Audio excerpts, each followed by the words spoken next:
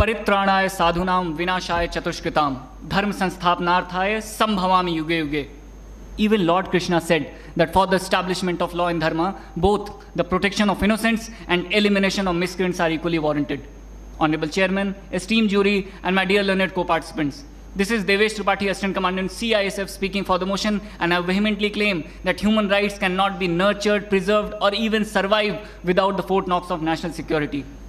The paradigm of national security is not to protect individual human rights, but for the larger interests of the individuals as a collectivity, and to protect and preserve the sovereignty and integrity of the nation, maintain law and order, internal security, and to fight against the menaces of terrorism, Naxalism, and questions of secession, etc. International jurist Hugo Grotius says that countries have been given certain rights and responsibilities to perform sovereign functions, and international covenants such as ICCPR and 4th Geneva Convention give legitimate scope of incurring collateral damage on the basis of necessity and proportionality, and even suspending human rights in national exigencies. But the paradoxical situation is that while there is increasing and widespread concern for the observance of human rights by security forces operating in most gruesome environment, gross violations of the same by the militant organizations goes unabated. The countermeasures by the security forces are often restrained when the militants blend into local population, making it impossible to attack their base without collateral damage. We are expected to be miraculous doctor who has to cure a tumor, but without using a scalpel and without causing pain. Damned if we do, damned if we don't. Security forces do observe human rights. Yes, Honorable Chairman, security forces do observe human rights even at stake of their life, their effectiveness, and the terrorists misusing it to their own advantage. Remember those Jawans in election duties who had AK-47 to secure ballot boxes but didn't raise even their eyebrows when they were punched, humiliated, and even spit upon in the streets of Kashmir. We also forget that security forces were the first to constitute Human Rights Cell under Human Rights Act of 1993, even before NHRC itself was established. But the grey area of debate are those extraordinary exigencies when certain rights of individuals become subservient to national interest and stern actions are warranted. It is in this spirit that Honorable Justice Umanath Singh, speaking for full bench of Meghalaya High Court on 3rd November 2015, is specifically asked the central government to implement APSPA in certain militancy-hit Garo Hills of Meghalaya to restore peace and rule of law.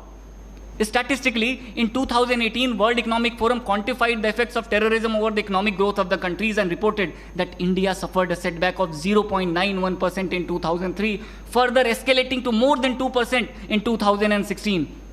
As per NCRB, civilian casualties suffered due to terrorist and Naxal-related attacks rose from 2,597 in 2003 to a staggering 5,512 in 2016. Isn't it a matter of national security to ensure a halt to this mass massacre of innocent civilians? Or should we still be talking about utopian idealism of human rights when Constable Sikandar of Sashastra Seema Bal is dragged out of his 5-year-old daughter's birthday party in Jamui last year and is shot and mutilated by 25 Maoists in front of that poor kid? Honorable Chairman, the irony is that nobody points a finger when every rule of flight safety and standard operating procedure are broken by we security forces in suicidal weather conditions to save people from Kerala floods and Jammu Kashmir floods almost annually.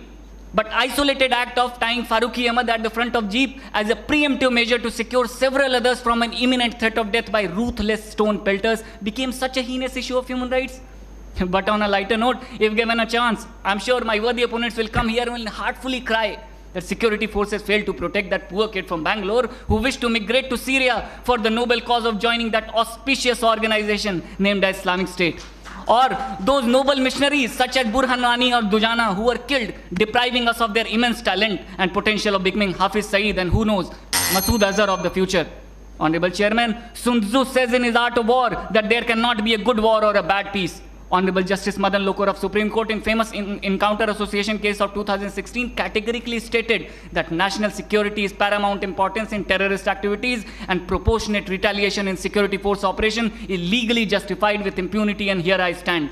And here I stand to answer my worthy opponents who cry for Afzal Guru because national security provides them that luxury under the blanket of freedom that we provide, and they don't even light a candle when Maoists killed 10 CRPF Jawan in an ambush and brutally cut open the stomach of one of them to stuff a bomb inside his bleeding intestine. At the end, I'll exclaim with pride and honor that my wife, my family, and of all those in uniform know it very well that our death in preserving human rights and national security is a necessary concomitant of our duties so that the nation sleeps peacefully and debates conveniently. Thank you so much.